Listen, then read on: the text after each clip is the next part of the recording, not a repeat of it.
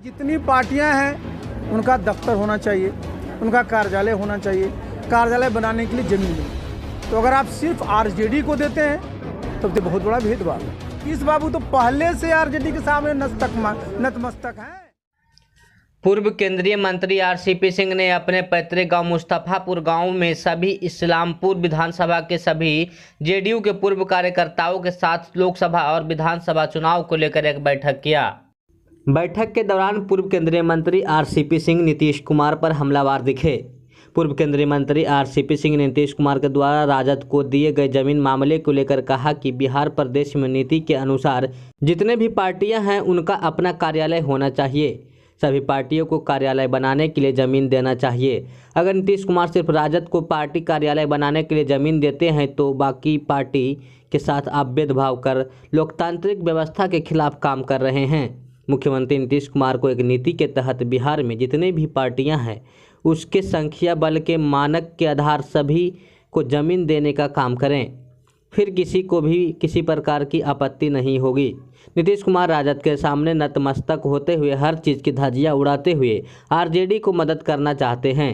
चंद्रयान 3 के सफल लैंडिंग पर आरसीपी सिंह ने महागठबंधन पर चुटकी लेते हुए कहा कि राजद के लोग भी अब नासा और इसरो की बात करते हैं। राजद के पास जरा भी राष्ट्रीय सोच नाम की चीज़ नहीं बची है। राजद के पास सिर्फ वंशवाद, परिवारवाद, इन सब को बढ़ावा देना बच गया है।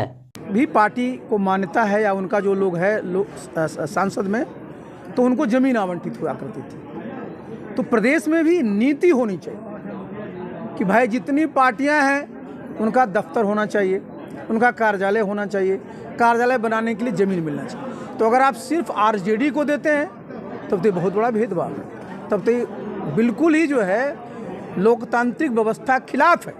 अगर आपको ज़मीन देना तो एक नीति की तरह, नीति के तहत जितनी पार्टियां हैं जिनकी जो संख्या है उसके आधार पर या जो कोई भी मानक आप बना लीजिए, सब पार्टियों की बैठक बुला लीजिए, उसमें एक व्यवस्था ले लीजिए कि जितनी पार्टियां हैं उनको किसी एक मानक के आधार पर सबको ज़मीन दिया जाए, किसी को किसी प्रकार की आपत्ति नहीं होगी। लेकिन अगर आप पिक एंड चूज करिएगा, सिर्फ आरजेडी को दीजिएगा, तो यही ना लोग कहेगा कि नीतीश बाबू तो पहले से आरजेडी के सामने नतमस्तक हैं। अब हर एक चीज़ को भुला कर करके, हर एक चीज़ की धज्जियां उड़ा कर करके वो आरजेडी को मदद करना चाहते हैं, तो ये कहीं से भी अच्छा नहीं।